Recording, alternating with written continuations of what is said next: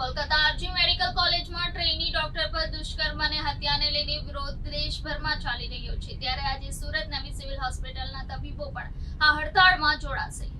Kolkata R G medical કોલેજમાં trainee doctor પર દુષ્કર્મ અને હત્યા કરાઈ હતી, જેનો વિરોધ દેશભરમાં ચાલી રહ્યો છે, ત્યારે આજે ગુજરાતની સરકારી હોસ્પિટલમાં વિરોધ કરવામાં આવ્યો છે। સરકારી હોસ્પિટલમાં ડોક્ટરો અને રેસિડેન્ટ ડોક્ટરો હડતાળ પર ઉતર્યા છે અને ઓપીડી તથા વોર્ડ સર્વિસથી દૂર રહ્યા છે, જેથી હોસ્પિટલમાં દર્દીઓની લાઈનો લાગી ગઈ છે।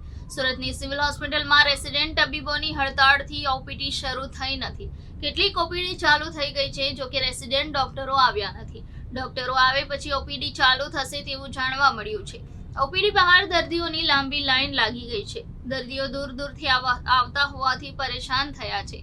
સિવિલ હોસ્પિટલમાં 700 થી 800 જેટલા ફરજ બજાવતા ઇન્ટર્ન, રેસિડેન્ટ સહિતના તબીબો ઇમરજન્સી સેવા સિવાયની સેવાઓથી દૂર રહ્યા છે। જ્યાં સુધી કડક કાર્યવાહી અને ન્યાય નહીં મળે ત્યાં સુધી અચોક્કસ મુદત સુધી હડતાળ પર રહેશે। જોકે આજે સેવા દર્દીઓને મળશે કે કેમ તેવા સવાલોના જવાબથી સિવિલ હોસ્પિટલના સુપ્રિન્ટેન્ડન્ટ દૂર રહ્યા હતા।